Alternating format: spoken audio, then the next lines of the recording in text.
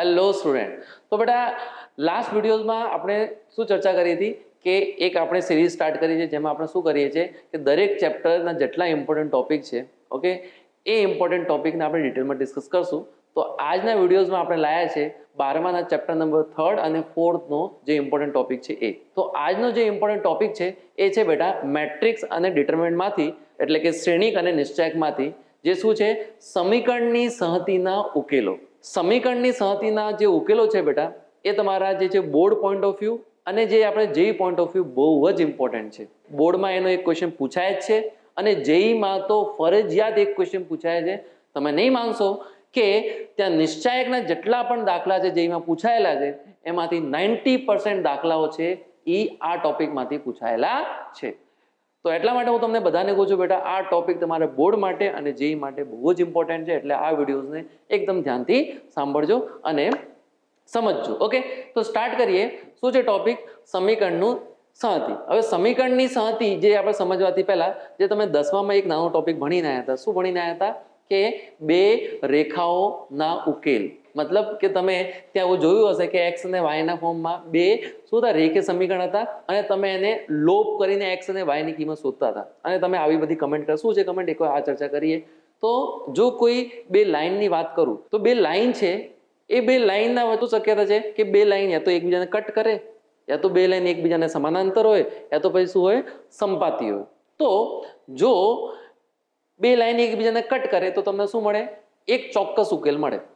જો બે લાઈન એટલે કે બે રેખાઓ એકબીજાના સમાંતર હોય તો એકબીજાને કટ કરશે નહીં એટલે શું મળશે? તમને એક પણ ઉકેલ મળશે નહીં. અને જો બે રેખાઓ એકબીજાને સંપાતી હોય તો તમને શું મળે? અનંત ઉકેલ મળે. હવે આ જ વસ્તુ મેથેમેટિકલી તમે ત્યાં કેવી રીતે કરતા હતા કે જો અહીંયા આ જે સમીકરણ આપેલું છે એમાં જે છે એક્સના સહગુણક અને જે વાયના સહગુણકનો ગુણોત્તર સેમ ના હોય તો તમે કહેતા હતા કે ત્યાં શું મળશે તમને? યુનિક સોલ્યુશન એટલે કે શું મળશે? એકાકી ઉકેલ મળશે. એટલે કે એ એકબીજાને છેદશે. અને જો a1/a2 = b1/b2 ના બરાબર આવતું હતું અને એ જે વેલ્યુ c1/c2 ના બરાબર નહોતી તો તમે આમ કહેતા હતા કે આ બંને રેખાઓ શું થશે? સમાંતર થશે અને એ બંને રેખાઓ એકબીજાને ક્યારે કટ નહીં કરશે એટલે કે તમને એક પણ ઉકેલ નહીં મળે. અને આ જ વસ્તુ તમે જે છે અનંત માટે શું કહેતા કે ત્રણે ત્રણ જે ગુણોત્તર સરખા હોય મતલબ એક્સ વાય અને અચળ પદ એટલે આપણે કહેતા કે શું મળશે? અનંત ઉકેલ. હવે આ તો હતા બે વેરિયેબલ બે ઇક્વેશન. બટ હવે શું થઈ શકે છે કે ત્રણ વેરિયેબલ ત્રણ ઇક્વેશન. મતલબ કે હવે ત્યાં તમને એક્સ વાય અને ઝેડ ના ફોર્મમાં એક રેખીય સમીકરણ આપશે અને તમને ત્રણ ઇક્વેશન આપશે. ઠીક છે. હવે એના ઉકેલ તમારે કેવી રીતે શોધવાના છે એ તમે અહીંયા એટલે કે 11મા અને 12માની સ્ટડીમાં ભણશો. તો સ્ટાર્ટ કરીએ બેટા. આને મતલબ કે જે ત્રણ વેરિયેબલ ત્રણ ઇક્વેશન આને સોલ્વ કરવા માટે આપણા જોડે બે મેથડ છે. એક તો બેટા શું છે? એક તો મેટ્રિક્સ મેથડ છે અને બીજો છે બેટા શું મેથડ છે? તે ડિટર્મિનન્ટ મેથડ. ઓકે, જેને આપણે શું કહેશું? એક તો મેથડ છે આપણે શ્રેણિક મેથડ ને બીજો શું છે બેટા? નિશ્ચાયક મેથડ. જે નિશ્ચાયક મેથડ છે એને આપણે ક્રેમર રૂલ્સ પણ કહેવાય છે. આજના વિડીયોઝમાં હું તમને શું ભણાવશું? મેટ્રિક્સ મેથડ એટલે કે શ્રેણિક મેથડ ભણાવશું. નેક્સ્ટ વિડીયોઝમાં હું તમને શું ભણાવશું? નિશ્ચાયક મેથડ. ઓકે, હવે આ જે આપણે શ્રેણિક મેથડ છે આ બોર્ડ પોઈન્ટ ઓફ વ્યૂ બહુ ઇમ્પોર્ટન્ટ છે કેમ કે બોર્ડમાં જે છે આનાથી જ ક્વેશ્ચન પૂછવાના છે. ઓકે, ત્યાં તમે જે નિશ્ચાયક મેથડ એપ્લાય નહીં કરી શકતા જો તમને ત્યાં શ્રેણિક મેથડથી કીધું હોય. બંને મેથડ યુઝ કરી શકાય છે બટ આપણે જેઈ માટે ઓનલી ફોર નિશ્ચાયક મેથડ જ યુઝ કરીશું. એટલે નેક્સ્ટ જે વિડીયો છે એ પ્યોર જેઈ માટે છે અને આજનો જે વિડીયો છે તમે કહી શકો કે પ્યોર જે છે આપણે બોર્ડ માટે છે. ઠીક છે. તો સ્ટાર્ટ કરીએ કે મેટ્રિક્સ મેથડ શું છે અને મેટ્રિક્સ મેથડમાં કેવી રીતે આપણને ત્યાં સોલ્વ કરવાના દાખલા. ઠીક છે, ચાલો. હવે મેટ્રિક્સ મેથડ જે છે એપ્લાય કરવા માટે સૌથી પહેલા તમને આ જે તમને ત્રણ ઇક્વેશન આપેલી હશે ઓકે એને હું જે છે થોડુંક એવી રીતે અરેન્જ કરશું. ઓકે, એવી રીતે અરેન્જ મતલબ કે હું શું કરશું? અહીંયા એક્સ વાય ઝેડ ના જેટલા પણ સહગુણક હશે ઓકે એનાથી હું એક શ્રેણિક બનાવશું જેને હું શું નામ આપશું? એ નામ આપશું. જે તમારું વેરિયેબલ હશે એક્સ વાય ઝેડ એ એક્સ વાય ઝેડ ને હું જે છે હું નામ આપવાનું શ્રેણિક એક્સ અને જે તમારા જે અચળ પદ છે હું એને શ્રેણિક બી નામ આપશું. તો આ જે તમારા સામે લખેલું છે હું એને શોર્ટમાં ax = b લખી શકું છું. હવે તમને શું જોઈએ છે? તમને જોઈએ છે એક્સ. એક્સ મતલબ શું છે? X Y Z. અને જો તમને એક્સ જોઈએ તો તમને આ એ ને ઓલી બાજુ લઈ જવું પડશે. ઓલી બાજુ લઈ જવું પડશે એનો મતલબ શું થયું કે તમને અહીંયા એક્સ ની વેલ્યુ શું મળશે? a ઇન્વર્સ * b મળશે. હવે આપણું જે મેટ્રિક્સ મેથડ છે એ અહીંયાથી ચાલુ કરીએ આપણે.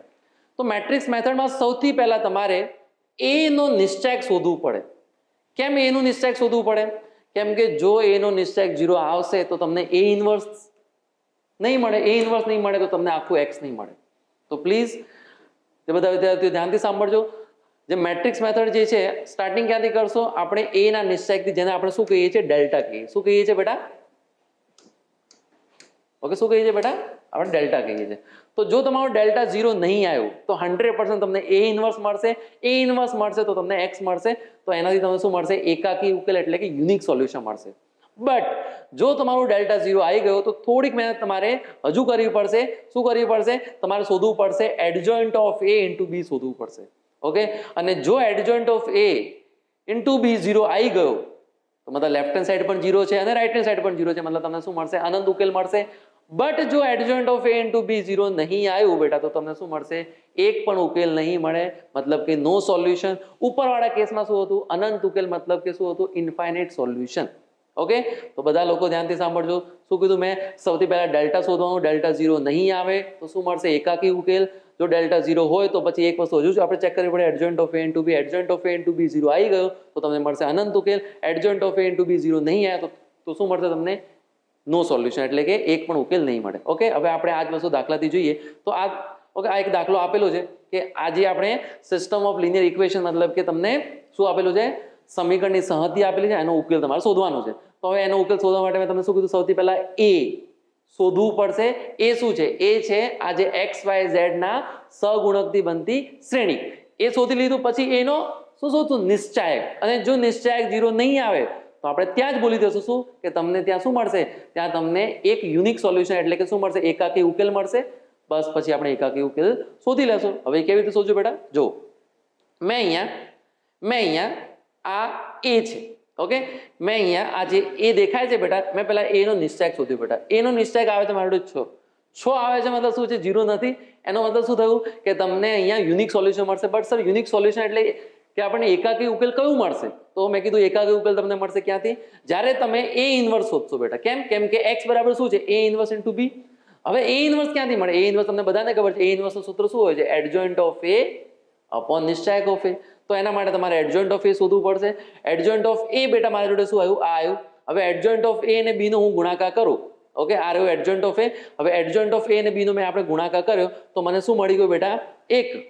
ઓકે, એક શું આપણે શ્રેણીક મળી જે આપણે 3 ક્રોસ 1 ની છે. અને આ જે છે આ જ બેટા કોની વેલ્યુ છે? તમારા સ્મોલ x, સ્મોલ y અને સ્મોલ z. તો આ જે તમને મળશે આ શું મળશે? x y z ની કિંમત. તો તમે આવી રીતે બેટા મેટ્રિક્સ મેથડથી તમે શું શોધી શકો છો?